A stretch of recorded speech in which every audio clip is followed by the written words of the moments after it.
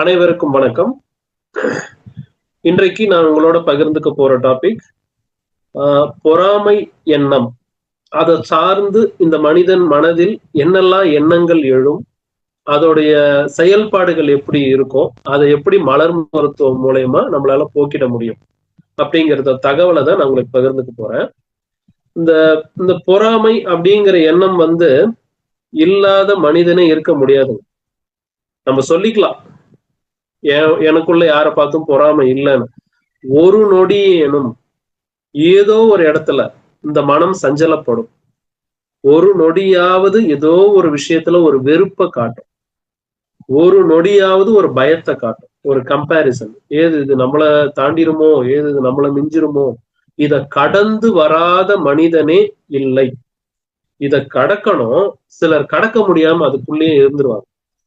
இன்னைக்கு நடக்கக்கூடிய எல்லா பிரச்சனைகளுக்குமே அடிப்படை காரணமே இந்த மாதிரியான ஒரு மனநிலை தான். ஒரு நாட்டுக்கு இன்னொரு நாட்டுக்கு ஏன் சண்டை வருது? அவன் எனக்கு கண்ட்ரோல்ல இல்ல, அவன் என்னோட பெரிய போரே அங்க நடந்துகிட்டு இருக்கு. அடிப்படை எண்ணமே இதுதான். சோ இப்போ எல்லார் மனதிலுமே இந்த எண்ணம் வந்து போகும். ஆனால் பொறாமைன்னு சொல்ற அந்த ஒரே கான்செப்ட்ல வராது, கொஞ்சம் மாறி வேற வேற ரூபத்துல போகும். பெரும்பாலும் பாத்தீங்கன்னா இந்த ஜெலஸ்ன்னு சொல்றது ஒரு வகையில பொறாமைன்னு சொல்றது மாதிரி அடுத்த கட்டமா ஏக்கமா வரும். பொறாமையா வரலாம், ஒரு சில இடங்கள்ல ஏக்கம் அப்படிங்கிற நிலையில வரலாம். இன்னும் ஒரு சில இடங்கள்ல ஒரு சில சூழல்ல வெறுப்பா வரும். ஒருத்தர் மேல வெறுப்பு வரும். வெறுப்புக்கு காரணமும் இந்த அடிப்படை எண்ணம் தான். அடுத்த இடத்துல விரோதம் அப்படிங்கிற எண்ணமாவும் வரும். அடுத்தது கம்பேரிசன். எப்ப பார்த்தாலும் ஒப்பிட்டு பார்த்துக்கலாம், அவர் நம்மளை விட பெரியவரா, நம்ம அவரை விட சின்னவரா. இந்த மனநிலைக்கும் இந்த மாதிரியான எண்ணங்கள் தான் அடிப்படை. அப்புறம் இந்த சந்தேக எண்ணம், சந்தேகப்படுறாங்க இல்லையா, சந்தேக புத்தி அப்படிங்கிறதும் இதுக்குள் தான் அடக்கம். இது எல்லாமே போய்கிட்டே இருக்கிறவன் உச்சகட்டமா எங்க போய் நிப்பான்னா பழி வாங்குற எண்ணம். இந்த எல்லா எண்ணமும் ஒரு மனிதனுடைய மனதுல மாறி மாறி ஏதோ ஒரு வகையில வந்துகிட்டே இருக்கு. அதுக்கு இடம் கொடுத்துக்கிட்டே இருக்காங்கன்னா அது எங்க கொண்டு போய் நிறுத்துது? பழி வாங்கக்கூடிய எண்ணம், ரிவெஞ்ச். அது சரியா தப்பா, நம்ம செய்யறது நியாயமா, அதெல்லாம் பார்க்க மாட்டாங்க. கொலை பண்ணியே ஆகணும்ன்ற லெவலுக்கு போய் நின்றுவாங்க. ஏதாவது ஒரு வகையில ஒரு பழி வாங்குற ரிவெஞ்ச் மைண்ட் செட் வரைக்கும் போய் நின்றுடும். ஓகே, சோ இவ்வளவு வகையான ஒரு எண்ணங்களா இந்த பொறாமைங்கிறது மனிதனுடைய மனதுல பிரதிபலிச்சுக்கிட்டே இருக்கு. ஏதோ ஒரு வகையில மாறி மாறி பிரதிபலிக்கிறது. இப்போ ஒரு வீட்டுல ஒரு தம்பதிக்கு ஒரு குழந்தை பிறக்குதுங்க. சில வருடங்கள்ல 2வது குழந்தை பிறந்துருது. அந்த முதல் குழந்தை மனசுல தன்னால ஒரு ஏக்க உணர்வு உண்டாகும் பாத்தீங்களா? அந்த குழந்தையா இருக்கும்போது ஒரு சிலருக்கு இருக்கும், இன்னும் ஒரு சிலர் வளர்ந்ததுக்கு அப்புறம் கூட வச்சிருப்பாங்க. உங்களுக்கு தம்பி தான் பெருசு, தங்கச்சி தான் பெருசு, நான் பெருசு இல்லைன்னு. இந்த ப்ராப்ளம் ஓடிக்கிட்டே இருக்கும் அந்த வீட்டுல. அதெல்லாம் ஒண்ணு இல்லடா, நீயும் தான் பெருசு அப்படின்னு. இல்லைன்னா 2வது குழந்தை மனசுல ஒரு ஏக்கம் விழும். அது ரொம்ப ரேர். முதல் குழந்தை இருக்கும்போது 2வது குழந்தை பிறந்த உடனே இந்த முதல் குழந்தை சந்திக்கக்கூடிய ஒரு விஷயம் என்னன்னா, பிறந்த குழந்தைய கவனிச்சுதான் ஆகணும். ரொம்ப கேர் எடுக்கணும், அட்மோஸ்ட் கேர் எடுக்கணும். நீங்க ஏன் என்ன விட்டுட்டீங்க? இவ்வளவு நாள் எனக்கு தானே எல்லாமே கிடைச்சது, இப்ப எல்லாமே அந்த குழந்தைக்கு கிடைக்குது, அப்ப எனக்கு என்ன கிடைக்குது? அந்த ஏக்கம் தான் முதல்ல அந்த பிள்ளை மனசுல உண்டாகும். அந்த ஏக்கம், அந்த குழந்தையோட ஏக்கத்தை பெற்றோர் சரியா கையாளணும். அதெல்லாம் ஒண்ணும் இல்லப்பா, இங்க வா, இதுதான் உன்னுடைய உடன்பிறப்பு, தங்கச்சியா தம்பியா யாருன்றத நம்ம சொல்லி அவங்க கிட்ட அந்த பொறுப்பை கொடுத்து ஒப்படைச்சு அவங்களை என்ன பண்ணணும், அந்த குழந்தை வளர்ப்புல ஒரு பார்ட்டா நம்ம சேர்க்கணும். ஆனா முதல் குழந்தை மனதுல என்ன விழும்னா, தனக்கான முக்கியத்துவம் குறைஞ்சிடுச்சோ, இந்த குழந்தை வந்ததுக்கு அப்புறம் தான் எனக்கான முக்கியத்துவம் குறைஞ்சிடுச்சு அப்படிங்கிற ஒரு எண்ணம் கண்டிப்பா ஃபர்ஸ்ட் அது உதிக்கும். அந்த எண்ணத்தை வளர விடுறதும் சப்ரஸ் பண்றதும் அந்த பெற்றோர் கையில தான் இருக்கு. என்ன நினைக்கும் அந்த குழந்தைன்னா, தம்பியோ தங்கச்சியோ பிறந்த உடனே அந்த குழந்தை எல்லாரும் கொஞ்சுறாங்க, எல்லாரும் வீட்டுக்கு வராங்க, அந்த குழந்தைய பாக்குறாங்க. பிறந்த உடனே என்ன தெரியுமா சொல்லும்? எனக்கு தம்பி பிறந்துருச்சு, தங்கச்சி பிறந்துருச்சு அப்படின்னு சொல்லிட்டு ஒரு சந்தோஷமா சொல்ற குழந்தை கூட 6 months to 1 year அந்த காலப்போக்குல என்ன வரும்னா, இந்த சின்ன குழந்தை வளர வளர இவனுக்கு செய்த அதே படிவினைகள் தான், அதே கவனிப்பு தான் அந்த குழந்தைக்கு அவங்க கொடுக்குறாங்க. ஆனா இந்த குழந்தைக்கு தெரியாது இல்லையா? இவன் குழந்தையா இருக்கும் போது எல்லா எல்லா சலுகைகளும் கிடைச்சது, எல்லா பாசமும் கிடைச்சது. அதுதான் இப்ப அங்க கிடைக்குது. நம்ம வளர்ந்துட்டோங்கிறது இந்த குழந்தைக்கு தெரியும். சோ இப்ப என்ன நினைக்குதுன்னா, பெற்றோர் நம்மள ஒதுக்கிட்டாங்க. அதுக்கு காரணம் இந்த புதுசா பிறந்திருக்கிற இந்த தம்பி தான், தங்கச்சி தான் அப்படிங்கிற எண்ணம் வந்து மனசுல விழுந்துரும். அப்ப அந்த கூட பிறந்த அந்த குழந்தை மேல ஒரு வெறுப்பு வளர ஆரம்பிச்சு. வெறுப்பு, ஏக்கம், இந்த மாதிரி குழந்தைகள் சிப்லிங்ஸ் சொல்றோம், உடன் பிறப்புகள்ல அந்த சிப்லிங்ஸ்குள்ள இந்த பிரச்சனை இருக்கும். இத எல்லா நேரமும் பெற்றோர் பக்குவமா கையாள முடியும். ஆனால் ஒரு சில காரணங்களால எல்லா நேரமும் கரெக்டா அந்த குழந்தையை கையாள முடியாது. பெரிய குழந்தை ஸ்கூல் போகணும், சின்ன குழந்தை வீட்டுல இருக்கு. ஏதோ ஒரு சூழல்ல அந்த பெரிய குழந்தைய நம்ம திட்டிதான் ஆகணும், ஒரு அடி அடிச்சுதான் ஆகணும். என்ன அடிக்கிற நீ ஏன் அவன் அடிக்க மாட்டான்? அது அது குழந்தை. நம்ம கொஞ்சம் வளர்ந்துட்டோங்கிற அந்த பக்குவம்லாம் இந்த தெரியாது. இதுவும் குழந்தைதான், அது ரொம்ப சின்ன குழந்தை. ஆனா அந்த ஒரு எண்ணம் விழுந்துடும். சோ இது எல்லா சூழ்நிலையிலுமே பெற்றோர்களால இந்த முதல் குழந்தைய ரொம்ப அமைதிப்படுத்த அந்த மனசுல அந்த விதை மாதிரி விழுந்துகிட்டே இருக்கும். எப்ப இது போகும்னா, ஒரு ஸ்டேஜ்ல ரெண்டு பேருக்கும் சரிசமமான ஒரு கவனிப்பு தான். அப்பா அம்மாவை பொறுத்த வரைக்கும் நானும் ஒண்ணுதான், தம்பியும் ஒண்ணுதான்ற லெவல் இருக்கிற வரைக்கும் அது அந்த பெரிய குழந்தை உணரும் போது இது போயிடும். ஏதோ ஒரு வகையில கூடுதலா கொஞ்சம் கவனிப்பாங்க போய்கிட்டு இருக்குதுன்னா, இந்த முதல் குழந்தைக்கு என்ன ஆகும்? தன்னை ஒதுக்கிட்டாங்க, தனக்கான முக்கியத்துவம் இல்லை அப்படிங்கிற அந்த எண்ணம் ஆழமா பதிஞ்சு தன்னுடைய உடன்பிறப்பு மேல வெறுப்பை காமிச்சுக்கிட்டே இருப்பாங்க. வளர்ந்ததுக்கு அப்புறமும் இந்த வெறுப்பு வந்து காமிக்கிறது சூழல் வந்து இருக்குது. பெரும்பாலும் இது அதிகபட்சமா நடக்கிறது குழந்தை பருவத்துலதான். சோ இப்போ இந்த சூழல்ல அந்த முதல் குழந்தையுடைய மனநிலை பாத்தீங்கன்னா நாளுக்கு நாள் ஒரு மாதிரி மோசம் அடைஞ்சிடும். அப்ப பெற்றோருக்கு அதை எப்படி கவனிக்கிறது, எப்படி கையாள்றது? சம் கேசஸ்ல அந்த குழந்தைகளை கொண்டு போய் மனநல மருத்துவர் வரைக்கும் எல்லாம் நிறுத்தி இருக்கிறாங்க. ரொம்ப ஹார்ஷா நடந்துக்கிறான், பிஹேவியர் பயங்கரமா இருக்கு, இஸ் நாட் அக்செப்டிங், சிப்ளிங் தம்பி தங்கச்சிங்கிறதே ஏத்துக்கல, அப்படியெல்லாம் கொண்டு போவோம். அவ்வளவுலாம் அந்த குழந்தைய போட்டு நம்ம டார்ச்சர் பண்ணவே தேவையில்லை. இந்த சூழ்நிலையில அந்த குழந்தைக்கு இந்த எண்ணங்களை மாத்துறதுக்கான மலர் மருந்தை கொடுக்கும் போது அந்த மனதுல தன்னால ஒரு புரிதல் வர ஆரம்பிக்கும். தன்னுடைய எண்ணங்கள் மாறி அந்த குழந்தை என்ன பண்ணும் அப்படின்னா சூழ்நிலைய உணர ஆரம்பிப்பாங்க. நமக்கு 6 வயசு 7 வயசு வருது, நம்ம ஒரு ஸ்டேஜ் வந்திருக்கோம், இவன் நம்ம தம்பி. சோ அந்த அன்புன்னு சொல்றோம் இல்லைங்களா, லவ்வபிள் அந்த ரிலேஷன்ஷிப்ப அது மாறும். அந்த வெறுப்பு எல்லாம் ஒரு ஸ்டேஜ்ல உடைஞ்சி தம்பி தானே அந்த எண்ணம் தன்னால வர ஆரம்பிக்கும். அந்த மன அழுத்தம் குழந்தைக்கு போயிட்டு வர ஆரம்பிச்சிடும். ஒரு பாதுகாப்பான உணர்வும் பெற்றோர் மீது ஒரு முழு நம்பிக்கையும் அந்த குழந்தைக்கு கிடைச்சிடும். சோ இப்ப இந்த முதல் குழந்தை இந்த பிரச்சனையெல்லாம் கிரியேட் பண்ணல அப்படிங்கிற இடத்துல பெற்றோருக்கும் ஒரு மன நிம்மதி இருக்கும் போது சோ இந்த குடும்பத்துக்குள்ள ஒரு நிம்மதியான சூழலும் ஒரு அன்பும் மட்டுமே வளர ஆரம்பிக்கும். ஒரு குழந்தை பருவத்திலேயே நம்ம இவ்வளவு பார்க்க வேண்டியிருக்கும். இந்த ஒரு எண்ணத்தினால, இந்த ஒரு அடிப்படை எண்ணத்தினால ஒரு குழந்தை பருவத்திலே இவ்வளவு விஷயங்கள் பாக்குறோம். அப்ப வளர்ந்ததுக்கு அப்புறம் எவ்வளவு நடக்கும்? இந்த நாத்தனார் சண்டை, பங்காளிகள் சண்டை இருக்கு இல்லையா, இதுக்கு அடிப்படை காரணமே இதுதாங்க. பங்காளிகள் சண்டை ஏன் வருது? யாரோ ஒரு சார்பு, ஒரு தரப்பினர் இன்னொரு தரப்பு மேல ஒரு பொறாமை எண்ணமோ ஒரு விரோதமோ உண்டாயிடும். மதிக்க மாட்டாங்க. மரியாதை, இந்த எண்ணத்துக்குள்ள மறைஞ்சிருக்கிற ஒரு உணர்வு மரியாதை. மரியாதை கிடைக்கலனாலும் இந்த மரியாதை கிடைக்கலன்னா அது ஒரு ஏக்கம் இல்லையா? எனக்கான மரியாதை இல்லையே, அப்ப அது ஒரு ஏக்கம். அங்க ஒரு விரோதம் உண்டாகும், அங்க ஒரு சண்டை உண்டாகும், பங்காளி சண்டை. அப்புறம் அப்படியே சொத்துக்கு போவாங்க, உனக்கு சரிபாதி எனக்கு சரிபாதி நியாயமா வந்தாலும் யாரோ ஒருத்தர் எக்ஸஸா கொஞ்சம் கேட்டுருவாங்க. அப்போ ஒரு போராமை எண்ணம் வெடிக்கும். இதுதான் இந்த மனநிலை தான் ஒரு பங்காளி சண்டை அப்படின்னு வர்ற இடங்களுக்கு ஒரு அடிப்படையா அமையுது. சொத்தெல்லாம் பிரிச்சுட்டு அப்படியே பக்கத்துலயே வாழ்ந்துகிட்டு இருப்பாங்க, ஆனா பயங்கர விரோதிகளா வாழ்ந்துட்டு இருப்பாங்க. சித்தப்பா பசங்க அங்க இருக்கிறாங்க, பேசிக்க மாட்டோம். ஏன்? அப்பாவுக்கும் சித்தப்பாவுக்கும் சொத்து தகராறா அப்படின்னு அந்த குழந்தைங்க போய் கேட்டீங்கன்னா, ஆனா பக்கத்து நிலத்துலதான் இருப்பாங்க. அது அப்படியே ஜென்ரேஷன் டு ஜென்ரேஷன் இந்த சண்டையை கேரி பண்ணிக்கிட்டே போவாங்க. ஒரு ஸ்டேஜுக்கு அப்புறம் எதுக்கு சண்டைனே தெரியாது, ஆனா சண்டையை கேரி பண்ணிட்டு போயிட்டே இருப்பாங்க. அடுத்த ஜென்ரேஷனுக்கும் அந்த விரோதத்தை சொல்லி வளர்த்துருவாங்க, பேசிக்க மாட்டாங்க, எந்த இதுவும் நடக்க. ஒரு ஒரு இணக்கமான நம்பகத்தன்மையான உறவு அங்க இருக்காது. அதேதான் அந்த நாத்தனார் சண்டைங்கிறதும். விட்டு கொடுக்கிற மனமே இருக்காது. இந்த நாத்தனார் அப்படிங்கிறது என்ன வருது, ஒரு வீட்டுல இருந்து வெளியில போற பெண் அந்த வீட்டுல பிறந்த பெண் வந்த மருமகளை சரியா இது பண்றதே இல்லை, பிரச்சனைகள் கொடுத்துக்கிட்டே இருக்கிறது. சோ இங்கேயும் எங்க வருதுன்னா, விட்டு கொடுக்கிற மன, நீங்க நான் தானே எல்லாம், நீ எப்படி வரலாம், அவங்க இன்னொரு வீட்டுக்கு மருமகளா போறோங்கிற அந்த எண்ணமே கிடையாது. தன்னுடைய பிறந்த வீட்டை இறுக்கமா பிடிச்சு வச்சிருக்கணும், என்னுடைய ராஜ்யம் இருக்கணும். இதுவும் ஒரு வகையான போராமைதான். இதுவும் ஒரு வகையான ஒரு கம்பேரிசன். இந்த மாதிரி எண்ணங்கள் இதெல்லாம் வருது. ஓகேங்களா? இது இது யார் மனசுல இருக்குது அப்படிங்கிறவங்களை கண்டுபிடிச்சு அவங்களுக்கு எப்படி நம்ம மருந்து கொடுக்கறது அப்படின்னா, அவங்களா உணர்ந்து எடுத்துக்கிட்டா உண்டு. நான் எடுத்துக்கிறேன், எனக்கு எல்லாருடைய அன்பும் தேவை அப்படின்னு நினைக்கிறவங்க எடுத்துக்கலாம்.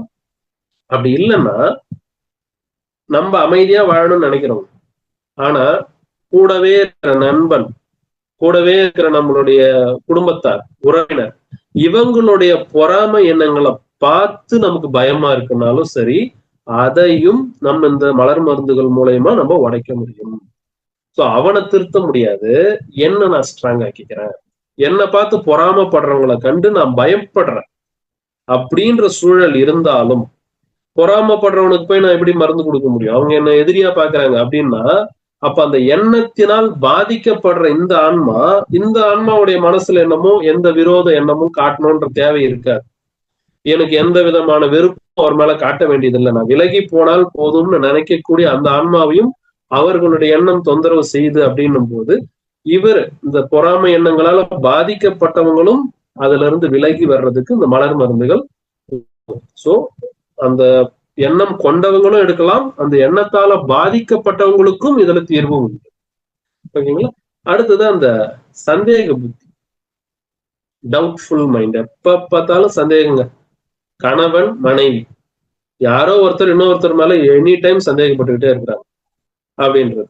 இல்லைன்னா சிலர் என்ன சொல்லுவாங்க, எனக்கு சந்தேகமா இருக்கு, பட் எப்படி எக்ஸ்பிரஸ் பண்றதுன்னு தெரியல, எனக்கு உண்மை தெரியணும்னு அவங்களே நினைப்பாங்க. அப்படி நினைக்கிறவங்க நேரடியா மலர் மருந்துகள் எடுக்கும் போது அவங்க மனதுக்கு தெளிவு கிடைச்சோம். எந்த விஷயம் சந்தேகப்படுறாங்களோ அதோடைய உண்மை தெரிய வந்துடும். அப்படி இல்ல, எந்நேரமும் என்னுடைய மனைவி சந்தேகத்தினால என்ன கொள்றார், எந்நேரமும் என்னுடைய கணவர் சந்தேகப்பட்டே என்ன கொள்றார், எந்நேரமும் வார்த்தை சண்டை இப்படியே போகுது அப்படின்னா, அவங்க நான் ஏற்கனவே சொன்னது போல இந்த பொறாமை எண்ணங்களால பாதிக்கப்பட்டவங்க மாதிரி இந்த சந்தேக எண்ணத்தால பாதிக்கப்பட்டவங்களும் மலர் மருந்து எடுக்கும் போது அந்த பாதிப்புல இருந்து இவங்க வெளியே வர முடியும். ஸோ இவங்களுடைய ஆன்மா கிட்ட அந்த இது மாறும்போது அவங்க அந்த பாதிப்புல இருந்து வெளியே வரலாம். இந்த பொறாமை, சந்தேகம், இந்த எண்ணங்கள் வச்சிருக்கிறவங்களை எப்படி கண்டுபிடிக்கலாம்னா, எப்ப பார்த்தாலும் ரொம்ப ஒரு கடுகடுப்போட ஒரு மனநிலையில இருப்பாங்க, ரொம்ப சூடா கடுமையான வார்த்தைகளை பேசிக்கிட்டே இருப்பாங்க வீட்டுக்குள்ள. இந்த சந்தேக எண்ணம் இருக்கிறவங்க ரொம்ப மோசம். கடுமையான ஒரு சொல், கடுமையான வார்த்தைகள் ஒருத்தர் மேல பேசி அவங்களையும் நிம்மதி இழக்க வச்சு, இவரும் எந்நேரமும் மனசுக்குள்ள கொதிப்போட இவரும் நிம்மதி இல்லாம இவரும் பிபி ஏத்திக்கிட்டு வீட்டுக்குள்ளே சுத்திட்டு இருப்பாரு. இப்படிதான் இந்த எண்ணங்கள் ஒருத்தர் மனசுல ரொம்ப ஆழமா போயிடுச்சுன்னா அவங்க இப்படிதான் இருப்பாங்க. சோ கணவன் மனைவிக்கு இடையில மட்டும்தான் சந்தேகமா? இல்ல, எனக்கு யாரை பார்த்தாலும் டவுட்டா இருக்கு, இவர் கூட பழகிறதுக்கே சந்தேகமா இருக்கு, ஒரு ஃப்ரெண்டு கிட்ட டவுட்டா இருக்கு, அவன் நல்லவனா கெட்டவனா, அவனை நம்புறதா வேண்டாமா, அண்ணன் தம்பிக்கும் ஒருத்தர் மேல ஒருத்தர் ஏதோ ஒரு டவுட்டு, இவரை நம்பினா நம்ம வாழ்க்கையில என்ன பண்ணுவாரு, இது எல்லாமே சந்தேகம். கணவன் மனைவிக்கு முதல்ல இந்த பிரச்சனையை சொல்றோம்னா எல்லார் மேலையும் நம்ம கூட பழகக்கூடிய அனைவரின் மீதும் சந்தேக எண்ணம் இருந்தாலும் அதையும் மலர் மருந்துகள் மூலயமா மாத்தலாம். எல்லார் மேலயும் ஒருத்தர் சந்தேகப்பட்டுக்கிட்டே இருக்காருன்னா ஒரு நல்ல நண்பரை கூட அவர் பழக முடியாது. பாக்குறவங்க மேல எல்லாம் டவுட் இருக்குன்னா அவர் யாருக்கிட்ட பழகுவார்? அவர் எப்படி நிம்மதியா வாழ்வார்? ஒரு இடத்துல போய் தூங்குறாரு, ஒரு கோவில் போறாருன்னு வச்சு நைட் அங்க போய் தூங்குறோம், பேக் எல்லாத்தையும் இப்படி கட்டி பிடிச்சிட்டு தூங்கணும். ஏன்னா எனக்கு சுத்தி இருக்கிற யாரை பார்த்தாலும் சந்தேகமா இருக்கு, இது அங்க ஒரு ஆள் வந்திருக்கான் எனக்கு சந்தேகமா இருக்கு. இது ஒரு மனவியாதியாவே மாறிடும். கூடவே டிராவல் பண்ணி வருவாங்க, பாக்கெட்ல பணம் வச்சிருப்பாங்க, இதெல்லாம் வச்சிருப்பாங்க. நான் டாய்லெட் போயிட்டு வரம்பா இந்த பர்ஸை வச்சுக்கோன்னு ஒருத்தர்கிட்ட கொடுத்துட்டு போக முடியாது, பயங்கர சந்தேகம் இருக்கும். இவன் ஃப்ரெண்டு தான் தூக்கிக்கிட்டான்னா என்ன பண்றது அப்படின்னு ஒரு சந்தேகம். இப்படி ஒரு மைண்ட் செட்டும் இருக்கும். எல்லாத்தையும் தூக்கிட்டு போயிட்டு அந்த ரெஸ்ட் ரூம்ல போய் உட்காருவாங்க. சோ நம்ம கூட இருக்கிறவங்க உண்மையான ஆட்களா இல்ல ஒரு தவறான ஆளான்னு பார்த்துட்டு அதையும் நம்ம மனமே கண்டுபிடிக்கும். சரியான ஆள்கிட்ட மட்டும்தான் நம்ம நம்பிக்கையை வைப்போம். அதுவும் இந்த மலர் மருந்துகள் எடுக்கிறதன் மூலமா தெளிவடையும், மனம் தெளிவடையும். சந்தேகம்ங்கிற எண்ணம் உடைஞ்சி நம்பிக்கை அப்படிங்கிற அந்த எண்ணம் முழுமையா மனசுக்குள்ள வரும். அடுத்தது அந்த கம்பேரிசன் ஒண்ணு சொன்னோம் இல்லைங்களா? இந்த கம்பேரிசன் எண்ணம் ஒப்பிட்டு பாத்துக்கிறது, ஒருத்தருக்கு ஒருத்தர் அதிகமா ஒரு மனசுல ஆக்கிரமிச்சிருக்குன்னு வச்சுக்கோங்க. ஒரு மனுஷனோட மனசுல அவர் என்ன பண்ணுவாருன்னா, எங்க போய் நின்னாலும் ஒரு மரியாதை எதிர்பார்ப்பாரு. எங்க போய் நின்னாலும் எனக்கான ரெஸ்பெக்ட் இருக்கணும். அப்படி கிடைக்கல அப்படின்னா, அவங்க மரியாதை இல்லைன்னா ஒண்ணு புலம்புவாங்க, இல்ல அந்த இடத்துல இருக்கிற ஏதோ ஒரு விஷயத்தையே கொலாப்ஸ் பண்ணிட்டு வந்துருவாங்க. எந்த ஸ்டேஜ்ல ஏறி நின்னாலும் சரி, குடுகுடுன்னு பாஞ்சு போய் முதல்ல அந்த மாலையை வாங்குறது. வேற ஒருத்தர் கொடுக்கறதுக்கு வச்சிருக்கிற ரிவார்டை கூட இவர் போய் முன்னாடி நின்னு புடுங்கிறது. ஒரு குரூப் போட்டோ எடுக்கிறாங்கன்னா எல்லாரையும் தள்ளிட்டு முன்ன வந்து நிக்கிறது. ரொம்ப இரிட்டேட்டிங்கா இருக்கும் அந்த மாதிரி ஆளுங்கள்லாம் பார்க்கும்போது. நம்ம இது எல்லாமே இந்த பொறாமை எண்ணம், கம்பேரிசன், நான் தான் முன்னாடி இருக்கணும் அப்படிங்கிற அந்த ஒரு எண்ணம், இதெல்லாம் வந்து அதுவாகும். மரியாதைய அவங்க கொடுக்கணும்னா நம்ம அந்த மரியாதைக்குரிய ஆளா நடந்துக்கணும். அப்ப இந்த மரியாதை கிடைக்கல, எப்பயுமே மரியாதை எதிர்பார்த்துக்கிட்டே இருக்கிறது, அது கிடைக்கலன்னா ஒரு ஏமாற்றம், ஒரு கோபம், உடனே அந்த இடத்துல ஏதாவது ஒரு குழப்பத்தை உண்டு பண்ணணும் அப்படிங்கிறது வரும். அதனால ஒரு வெறுப்பு. அந்த குழப்பத்தை ஏன் உண்டு பண்றாங்க அப்படின்னா ரிவெஞ்ச், பழி வாங்குற எண்ணம். சண்டை மூட்டி விட்டுட்டு வெளியே போயிடுவாங்க. அங்க என்ன நடக்குதோ தெரியாது, ஒரு சண்டை மூட்டுற வரைக்கும் போயிட்டு வெளியேறிடுவாங்க. இது எல்லாமே பாத்தீங்கன்னா இந்த எண்ணத்தின் அடிப்படையில தான் அமைஞ்சுக்கிட்டு இருக்குது. இந்த ரிவெஞ்ச் மைண்ட் பாத்தீங்கன்னா, பழி வாங்குற எண்ணம் வந்து பாத்தீங்கன்னா ஒரு சிலருக்கு சின்ன சின்ன காரியத்துல கூட பழி வாங்குற எண்ணம் இருக்குங்க. நேத்து நீ என்ன திட்டினல்ல, நான் திட்டுறேன் பாருன்னு திட்டுறது சின்ன விஷயத்துல இருந்தே இருக்கும். அதே ஒரு பெரிய செயல் வரைக்கும் போச்சுனாலும் பழி வாங்குற எண்ணம் அப்படிங்கிறது நம்ம வாழ்க்கையவே அழிச்சிடும். பழி வாங்கக்கூடிய எண்ணம் அப்படிங்கறது ஒரு மனுஷன் மனசுல சுமந்துகிட்டு இருக்கிறான்னா நிம்மதிங்கிறத தொலைச்சிட்டு வாழ்ந்துகிட்டு இருக்கிறான்னு அர்த்தம். ஏன்னா அவன் நினைச்சதை நிறைவேற்ற முடியல, பழி வாங்கியே ஆகணுங்கிற அந்த எண்ணத்தினால இவர் நிம்மதி இல்லாம ஒரு கடுகடுப்போடய சுத்திட்டு இருப்பாரு. அந்த எண்ணம் இவருக்கே ரிஃப்ளெக்ட் ஆகுது. நம்ம என்ன நினைக்கிறோமோ அதுதான் நம்ம வாழ்க்கை. அதெல்லாம் 100% மாற்றமே கிடையாது. அதனாலதான் இவ்வளவு விஷயங்கள் இருக்கு. இவ்வளவும் நினைக்கிறவங்க அவங்களும் நிம்மதியற்று இருப்பாங்க, அவங்களால மத்தவங்களும் நிம்மதியற்று இருப்பாங்க. இந்த பழி வாங்குற எண்ணம் வச்சிருக்கிறவங்க அவங்களே பாதிக்கப்பட்டுக்கிட்டே இருப்பாங்க. பழி வாங்கி ஒன்னும் ஆக போறது. ஒருத்தர் நம்ம கையாலதான் ஒருத்தருக்கு ஏதோ ஒண்ணு நடக்கணும் அப்படின்னா அது பிரபஞ்சத்தோட நியதினா அதை யாரும் தடுக்க முடியாது. ஓகேங்களா? சில விஷயங்களை மன்னிச்சுட்டு நம்ம குறுக்க போய் நின்றுகிட்டு நான் ரிவெஞ்ச் எடுக்கிறேன், பழி வாங்குறேன் அப்படின்னு நம்ம நிற்கும் போது பிரபஞ்சம் அதன் வேலையை செய்வதற்கு நம்ம இடையூறா நின்றுட்டு இருக்கிறோம்னு அர்த்தம். சோ ஒரு விஷயத்த முடிஞ்ச வரைக்கும் தவிர்த்து விலகி செல்வதுதான் ஒரு அமைதியான வாழ்க்கைக்கு சரி. அப்படி வாழணும்னு நினைக்கிறவங்களுக்கு உண்மையிலே அந்த அமைதியும் சந்தோஷமும் தான் கிடைக்கும். ஓகே. அதே போல இந்த பொறாமை எண்ணம் கொண்ட மனிதர்கள் ரொம்ப எக்ஸ்ட்ரீமா இருக்குன்னு வச்சுக்கோங்களேன். ஒரு வில்லத்தனமா இருப்பாங்க. நம்ம இவ்வளவு தூரம் சொல்லிட்டு வரோம், பழி வாங்குற வரைக்கும் போவாங்கன்னு. அப்ப இவங்களை நம்ம என்னன்னு ஐடென்டிஃபை பண்ணலாம்னா, பயங்கர வில்லத்தனமான ஒரு மனநிலை கொண்ட மனிதர்களா இருப்பாங்க. ஆனா சொசைட்டிக்குள்ளேயே தான் இருப்பாங்க. இந்த சொசைட்டிக்குள்ளேயே இருக்கிறாங்க, குடும்பத்துக்குள்ளேயே இருக்கிறாங்க. ஆனா அவருடைய மனநிலையில இப்படிதான் இருக்குன்றது கூட வாழறவங்களுக்கு மட்டும்தான் தெரியும், மற்றபடி வேற எதுவும் தெரியாது. நிறைய ஒர்க் பண்ற பிளேஸ்ல இருந்து, உங்களுடைய ஆபீஸ் வேலையா இருக்கலாம், ஒரு தொழில் செய்யற இடமா இருக்கலாம், எல்லா இடங்கள்லயும் பாத்தீங்கன்னா இந்த மனநிலை கொண்ட மனிதர்களாலதான் அந்த இடத்துல சலசலப்பு, ஒரு பிரச்சனைகளே உருவாக்கிட்டே இருக்கும். யாருமே வந்து அமைதியா வாழ்ந்துட்டு போகவே மாட்டாங்க. ஒரு சிலர் பார்த்திருக்கீங்களா, எதுக்குமே அப்செட் ஆக மாட்டாங்க. பொறாமப்படுறியா பட்டுக்கோ, நான் என்னுடைய வாழ்க்கையை என்னுடைய மகிழ்ச்சியை வாழறேன். ஒரு சொத்து வாங்கணும், நான் வாங்குறேன். சொத்து வாங்கினா எல்லாரும் நம்ம சொந்தக்காரங்க எல்லாம் பொறாமப்படுவாங்களோ, நம்ம ஃப்ரெண்ட்ஸ் பொறாமப்படுவாங்களோ நினைச்சே வாங்காம இருக்கிறது நம்ம வாழ்க்கையை நம்ம வாழாம இருக்கிறது அதுக்கு தீர்வே கிடையாது. அவங்க ஒருத்தர் நம்ம மேல ஒரு விரோதம், பொறாமை, ரிவெஞ்ச் எல்லாம் எடுக்கிறாங்கன்னா அவங்கள கண்டு பயந்து நம்ம வாழ்க்கையோட மகிழ்ச்சியை நம்ம பூட்டிக்கிறோம் பாத்தீங்களா, செய்யாம. அதுதான் அவங்களுடைய எண்ணங்களை நமக்குள்ள நம்ம அனுமதிக்கிறதுக்கு கொடுக்குற சாவி. டோர் ஓபன் பண்ணுவேன். அவங்களுடைய எண்ணங்களை கண்டு நம்ம பயப்படுறதுதான் நம்ம அவங்களுடைய எண்ணங்களை அனுமதிச்சுக்கிறோம்.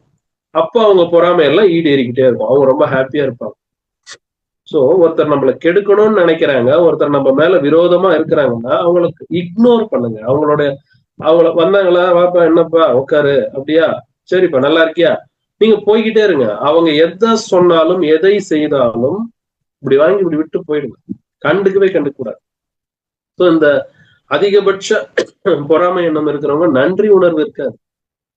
அவங்கள திருத்தணும் அப்படின்னா கூட இருக்கிறவங்க மருந்து கொடுத்து திருத்த முடியும். எக்ஸ்ட்ரீமா போயிட்டாங்கன்னா அவங்க கிட்ட இருந்து நம்ம பாதுகாத்துக்க முடியும். இது இரண்டுக்குமே மலர் மருந்து வழி செய்யும். சோ அவங்க எல்லாம் பாத்தீங்கன்னா தன்னுடைய கௌரவத்தை காப்பாத்துறதுக்காக எப்படி வேணாலும் போய் சொல்லிடுவாங்க, என்ன வேணாலும் சொல்லுவாங்க. வாழ்க்கையில ஒருத்தர் பெரிய ஆள் ஆயிட்டாருன்னா அவரை மாதிரியே நானும் ஆக போறேன், அவரை மாதிரியே நானும் ஆக போறேன். ஏன் அப்படின்னா தாங்க முடியல. பக்கத்து வீட்டுக்காரர் ஐஏஎஸ் ஆயிட்டாருன்னா நானும் ஐஏஎஸ் ஆகி காட்டுறேன் பாரு அப்படின்னா தட் இஸ் ஜெலஸ். எனக்குன்னு ஒரு வாழ்க்கை இருக்கு, நான் அதுல நான் உச்சம் அடையிறேன் அப்படின்னு சொல்றதுதான் ஒரு நல்ல வாழ்க்கை. அவங்க ஆயிட்டாங்க அதனால நானும் ஆகணும் அப்படிங்கறதுலாம் அர்த்தம் இல்லை. சோ இந்த மாதிரியான பொறாமை, இதை சார்ந்த இந்த எண்ணங்கள் கொண்ட மனிதரோடு வாழ்வது மிக கடினம். இந்த மனிதர்களால் பாதிக்கப்பட்ட மனிதர்களும் உண்டு. இந்த மனிதர்கள் யாருமே வெளியே சொல்ல மாட்டாங்கல்ல, ஆமாங்க எனக்கு பொறாமை என்ன இருக்குன்னு யாருன்னா ஓப்பனா சொல்ல முடியுமா? சிரிச்சுக்கிட்டுலாம் சொல்ல முடியாது.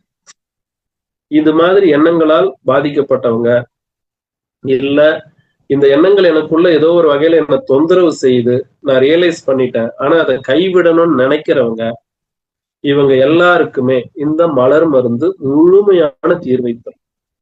இதை எடுக்க எடுக்க அந்த மனம் ரொம்ப அமைதி அடையும். எல்லா விஷயங்களையும் ஏத்துக்கும், எல்லாத்தையும் பக்குவப்படுத்தும். சோ இந்த எண்ணங்களை மாத்திக்கணும்னு நினைக்கிறவங்க, இந்த எண்ணங்களால் பாதிக்கப்பட்ட எல்லாருக்குமே மலர் மருந்துகள் மூலயமா முழு தீர்வு உண்டு. சார் நம்ம கொஸ்டின்ஸ்க்கு போலாம் சார்.